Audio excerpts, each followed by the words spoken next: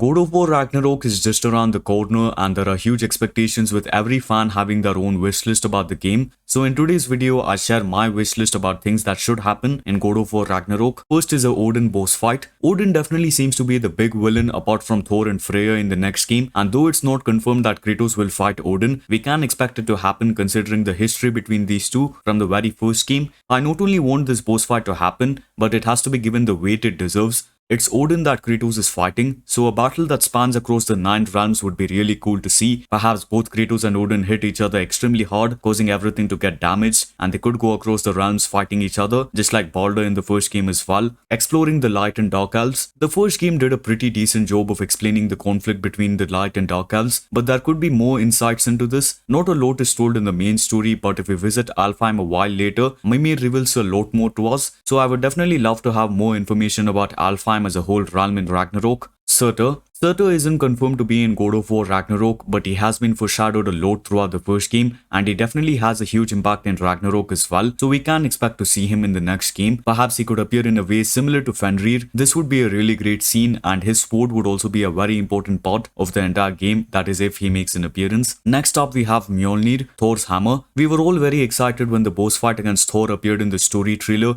and ever since Thor was revealed, we all have been wanting Kratos to use Mjolnir as his own weapon, and he definitely is capable to use it. Perhaps Kratos defeats Thor, then takes Mjolnir to use it as his own weapon. And in terms of gameplay, I'm not really sure as to what changes it could bring. Obviously, it can be thrown and called back just like Kratos' axe. Plus, it does have the power of thunder, which could be upgraded to blend with Kratos' rage as well. Kratos does not die. The mural in Jotunheim has raised a question which still hasn't had a definite answer even after 4 years of the release. So it will be interesting to see if it's actually Kratos on the mural and if he might actually die. But obviously, I do not want that to happen. Even if he dies, he has to come back like he always does. So Kratos not dying is definitely something that has to happen in God of War Ragnarok. A flashback with Faye. Faye was one of the most important characters in the first game, and even though she wasn't shown to be present physically, she was still given the importance required. So a flashback with Faye would be a really great moment, something to help build up the connection of the players to Faye in case she appears in the final battle of Ragnarok. The last thing I want to see on my wish list about God of War Ragnarok is a cliffhanger. At the end of God of War 3, there was a cliffhanger which showed that Kratos survived. This ended up leading to the new God of War games in the Norse series. So a similar cliffhanger at the end of God of War Ragnarok which shows either Kratos and Atreus with Mimir heading to a new mythology, or just something which shows what's in store for the pair in the future. So that's about it for today's video, guys. It is indeed a short wish list for a game of God of War's quality, but that just shows how perfect the game truly is, and I just can't wait for Ragnarok to drop. So thank you so much for watching, guys. Do let me know about the things you would like to see in the next game, and yeah,